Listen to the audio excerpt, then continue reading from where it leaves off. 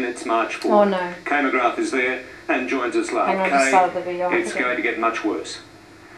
Sadly, yes, Rod, it is. Evacuation centres have been set up now in both Ipswich and in Brisbane. And Suncorp Stadium is on standby to take residents forced from their homes, where we believe Premier Anna Bligh is about to address us on the latest situation. The death toll rise again from 9 to 10 with the tragic death of a 4-year-old boy swept away by floodwaters this afternoon at Marburg. The best advice we have at this stage is that this boy's life was lost during an attempt to rescue him and his family. Equally, I'm very disappointed that we've seen the number of people now reported missing rise to 78. Clearly, as we get more information from families who are looking for their loved ones, these numbers are going to fluctuate. But we now have 78 people unaccounted for, we have 10 deaths, and we have at least 18 people for whom we hold very grave concerns for their safety. These experiences in the last 24 hours have seen many people either experience themselves or witness horrible trauma. We now have 8 5-person grief and counselling teams ready and assembled for deployment in Toowoomba and Lockyer Valley tomorrow as soon as weather permits.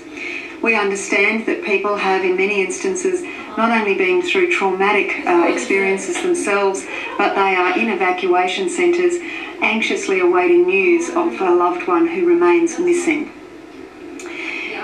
I wanted to reassure particularly the people of Ipswich and Brisbane this evening that we have every available resource deployed to assist them over the next couple of days in what we expect to be a very serious event.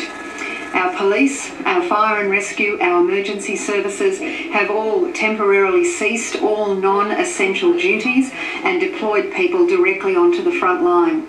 Major non-government organisations who are critical to this effort, such as the Red Cross, who are setting up the evacuation centres, have also cancelled all standard activities such as first aid courses and the like, and deployed all of their staff to the front line of managing this incident. We know that we've seen Queenslanders in dire and awful circumstances throughout the last 24 hours.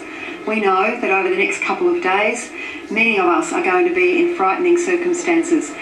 Our emergency services personnel are ready to assist, but they need our cooperation.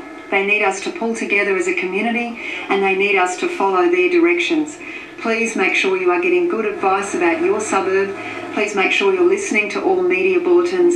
Please make sure that you are not out and about on the roads if you do not need to be. If we're all sensible, if we're all calm, and if we all pull together, then I am absolutely confident that we are here in Ipswich and Brisbane absolutely up to the challenge that we will face in the next couple of days. We have also seen the effort joined by many backup personnel from interstate and from New Zealand, including New Zealand volunteers from the Red Cross. There are continuing circumstances unfolding this evening, and we will endeavour to make sure that we can keep you up to date as much as possible. I might invite Ian Stewart to make any further comments. Thank you, Premier, and good evening, everyone. Obviously, we're preparing now for the next 24 hours, the next phase of this continuing operation. We're focused in 2 different areas, and that is to plan and prepare for what is coming with the flood peaks to Ipswich and ultimately into Brisbane itself. But at the same time, we're also preparing tomorrow to get our police and emergency service personnel, particularly our specialist USAR staff, the Urban Search and Rescue, and other skilled operatives into the Lockyer Valley communities, particularly Grantham and in the Murphys Creek area, to start the very gruesome task of having to search for what we believe will be a number of bodies. That will be a difficult time for our people, and I would plead with the public, if you do not need to be in that area, keep away. Let the emergency services and police go about their job in as much safety as possible. Thank you. You talked about 78 missing, Premier, that number's gone up. Yes. Is that all in the Lockyer Valley area, or is it some people in Brisbane as well? My understanding is that that is all between the Toowoomba and Lockyer Valley as a result of the incident that we saw yesterday. And you also talked about preparing for continuing circumstances or monitoring continuing circumstances. What are they? What we saw emerge yesterday afternoon was an extraordinary event, the likes of which we haven't seen before, and particularly never in Toowoomba. So all I'm saying is we're now monitoring the weather overnight. We've got hydrologists will be working through the night tonight, modelling and remodelling what they're seeing in river systems coming into the Ivanhoe area. So all of the data that we've been advising people will be continually refined so that we can continue to give you updates throughout tomorrow. We now have a fully operational emergency centre here at Kedron, and as I said, the Bureau of Meteorology and our hydrologists are working literally 24 hours. So can you give us an update of how many houses will be affected on Wednesday and Thursday, and what that's expected to reach, the river that we're expected to peak at?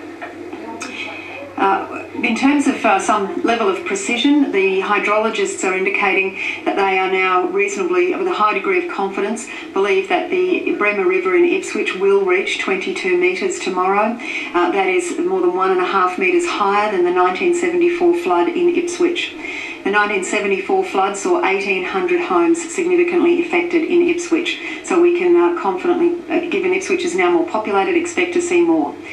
In terms of the Brisbane River, they have a high degree of confidence that we will see it reach at least the 1974 level of 5.45 metres at the Brisbane CBD.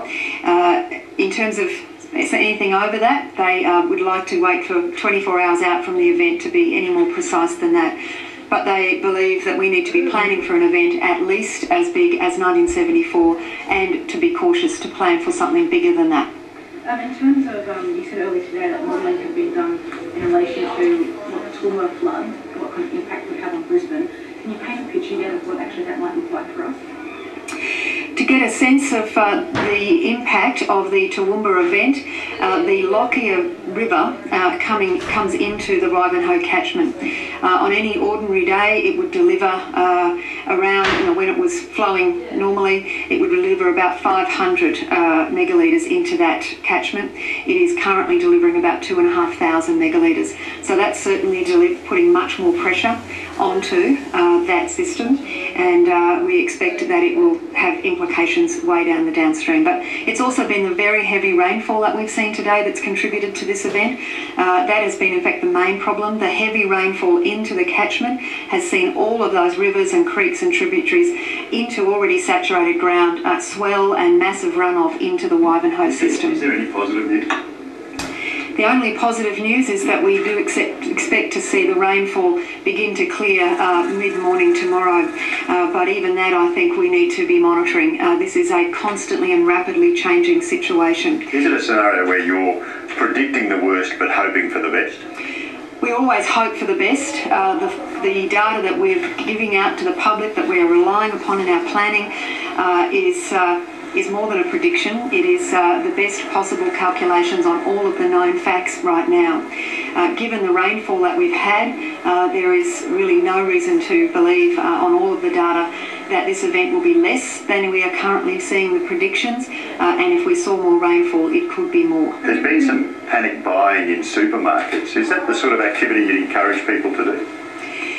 Clearly, the other information we should indicate is that the current advice is that when the river in Brisbane does peak, it is likely to stay at or around that peak until Saturday, so we could see the river up at that level for a 2 to 3 day period.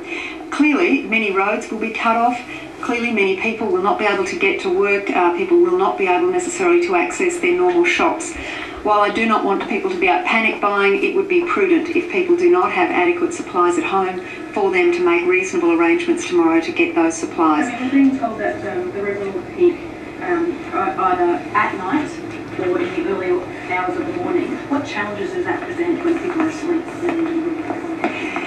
We do have some notice of this event, and we are looking to ensure that people are out of their homes before this river peaks if they are at any risk. So we can expect tomorrow to see people being encouraged to move out of their homes to higher ground, and I would encourage everybody who thinks they might be in need of doing that to do so. It is better to be safe than to be sorry, and there's no harm in spending two nights at a friend's place and to be on the safe side. As I said earlier today, please check on your elderly neighbours.